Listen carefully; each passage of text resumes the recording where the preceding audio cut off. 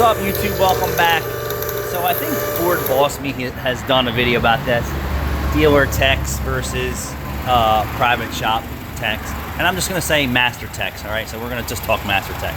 As a master tech at Honda, right, because I'm looking at this Honda right now, no Hondas inside and out. Absolutely can't take that away from them. They live and breathe Honda all day long, 10 hours a day, 60 hours a week, or however. So if you have a guy that has a very dominant Honda area and he's a local guy and he's a master tech, he's probably just as good. He may be better, he may not be better. But I'm saying, if you're a specialty guy, Honda, Jaguar, Ford, whatever, you know your stuff. Does an average guy like myself, who doesn't have access to all the newest TSBs, the inside secrets, the secret phone calls to the expert that they have at corporate Honda? No, we don't have that. So they do. Factory techs do have an advantage. They have a disadvantage when they get, say, a Chevy in at a Honda dealership, or so on and so forth. So is one better than the other? Well, there's value in each, I would say. Value in each. A master tech at mom and pops, who's, has proven himself very good, is multi-manufacturer diversified usually. And then some dealerships, I think, are diversifying now, because I see a lot of multi-manufacturers on Chevy's lots and Honda's lots. So, maybe they are hiring guys that have a little bit more diversity in vehicles. But a master tech at Nissan and a master tech at Meineke, we're two different animals, and believe it or not, even though we're performing the same jobs, we're working on different patients. And they know the ins and outs of everything, in my opinion, with those cars, if they're a master tech. Master tech tells me they put in the time, they put in the training,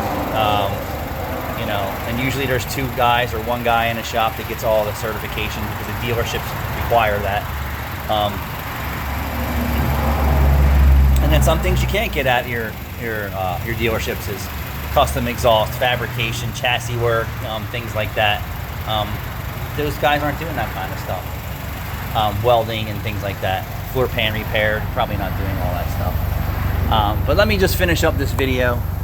I'll get back at you. And I'm not throwing stones at anyone. I'm just saying, I've sent cars to the dealership to have them checked, and they diagnosed them completely wrong. And then I wound up fixing them, and I've documented that. And then I just had this Toyota Prius, and it's many vehicles. So sometimes I say, hey, I'm not really sure. I don't do this every day. This is weird. Take it there, spend $150. Let's see if it's covered, if there's a silent recall, if there's a secret. Let's see what they say. Sometimes they say it needs all this. It didn't need. I have a GM that said it needed a PCV system and all this other shit. It needed a throttle body clean and an intake boot.